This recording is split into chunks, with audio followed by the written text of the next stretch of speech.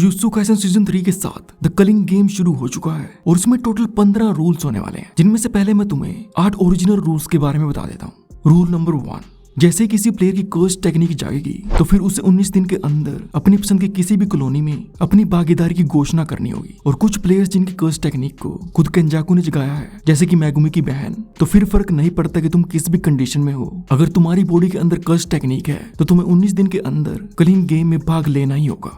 Rule number 2, अगर कोई player 19 दिन के अंदर अपनी भागीदारी की घोषणा नहीं करता तो उस इंसान से उसकी कर्स टेक्निक छीन ली जाएगी और इस प्रोसेस को कहते हैं कर्स टेक्निक रिमूवल, जिससे कि दिमाग पे बहुत ही गहरा असर पड़ता है और जान भी चली जाती है। और इस चीज को खुद शोको एंड टेंगन कंफर्म भी करते हैं। लेकिन जिस इंसान के पास कर्स टेक्निक नहीं है, जैसे कि माकी, तो वैसे लोगों को इस रूल से कोई भी खतरा नहीं है। रूल नंबर 3, अगर कोई नॉन प्लेयर जैसे कि नॉर्मल इंसान किसी कॉलोनी की बैरियर में एंटर करता है तो एंट्री करते ही वो ऑटोमेटिकली कलिंग गेम का प्लेयर बन जाएगा। लेकिन इस रूल में एक अच्छी बात यह है कि जो भी सिविलियंस पहले से ही बैरियर के अंदर होंगे तो उन्हें गेम स्टार्ट होने पर एक मौका दिया जाएगा सेफली गेम से बाहर निकलने का।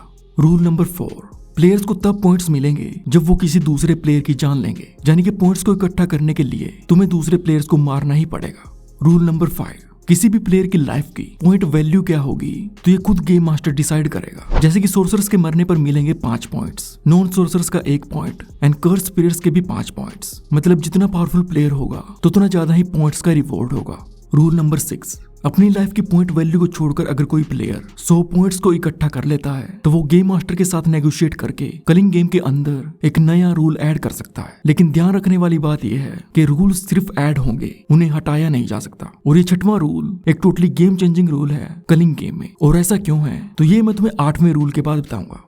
रूल नंबर 7, अगर कोई प्लेयर नया रूल ऐड करेगा तो रूल नंबर 6 के हिसाब से गेम मास्टर को वो नया रूल एक्सेप्ट करना पड़ेगा, जब तक उस रूल का गेम पर कोई लॉन्ग लास्टिंग या परमानेंट इफेक्ट ना हो। मतलब अगर किसी नए रूल की वजह से कलिंग गेम में कोई टेम्परेरी या सिचुएशनल चेंजेस होते हैं तो वैसे रूल को एकदम से एक्सेप्ट कर लिया जाएगा। लेकिन अगर उस नए रूल की वजह से कलिंग गेम का पूरा कोर सिस्टम ही चेंज हो सकता है तो फिर उस रूल को एक्सेप्ट नहीं किया जाएगा। रूल नंबर 8, अगर किसी प्लेयर के पॉइंट्स 19 दिन तक सेम रहते हैं तो उस प्लेयर से उसकी कर्स टेक्निक छीन ली जाएगी, जिसका सीधा सा मतलब है डेथ। तो अभी जो मैंने 8 रूल्स बताए हैं तो ये कलिंग गेम के ओरिजिनल रूल्स थे, जिनको गेम शुरू होने से पहले ही बनाया गया था। और अब मैं तुम्हें आगे जो 7 रूल्स बताने जा रहा हूँ तो ये वो रूल्स हैं जिनको प्लेयर्स ने 6वें रूल के हिसाब से 100 पॉइंट्स को इकट्ठा करके अपने आप ही कलिंग गेम में ऐड किया है। रूल नंबर 9, जिसको ऐड करता है हाजिमे काशिमो, जिसमें प्लेयर्स को अब दूसरे प्लेयर्स की इंफॉर्मेशन का एक्सेस होता है, जैसे कि प्लेयर का नाम क्या है, उसके कितने पॉइंट्स हैं, उसने कितने रूल्स ऐड किए हैं और वो कौन सी कॉलोनी में है, ये सब कुछ।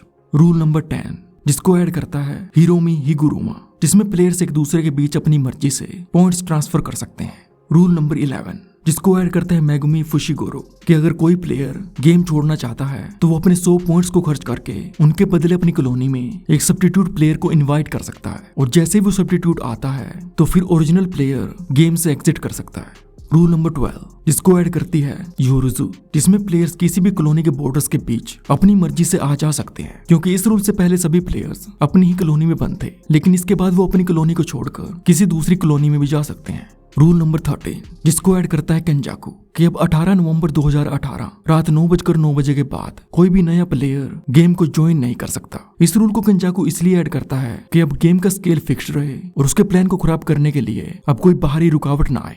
रूल नंबर 14, जिसको भी ऐड करता है केंजाकू, कि अब गेम तभी खत्म होगी जब सारे प्लेयर्स मर जाएंगे, सिर्फ 3 लोगों को छोड़कर, जिनमें होते हैं सुगुरु गेटो, मेगुमी फुशिगोरो एंड शियोरी हिमी। जिससे ये भी पता चलता है कि कलिंग गेम का फाइनल ऑब्जेक्टिव था मास एलिमिनेशन, सिर्फ कुछ सिलेक्टेड सर्वाइवर्स के साथ। रूल नंबर 15, कि अब ग्रेट मर्जर को एक्टिवेट करने की अथॉरिटी मेगुमी फुशिगोरो को दे दी गई है और ये रूल केंजाकू के फेल सेफ मैकेनिज्म ने ऐड किया था। मतलब अगर केंजाकू का प्लान डिस्टर्ब भी हो जाए तो भी मर्जर का कंट्रोल मेगुमी के हाथ में ही रहेगा। और यहाँ पे मेगुमी को कंट्रोल क्यों दिया जा रहा है तो ये बहुत ही तगड़ा स्पॉइलर है, जो कि तुम्हें एनीमे देख के समझ में आ जाएगा। और आगे जुजुत्सु काइसेन के 35 फैक्ट्स एंड सीक्रेट्स को जानने के लिए तुम मेरी इस वाली वीडियो को जरूर देखना।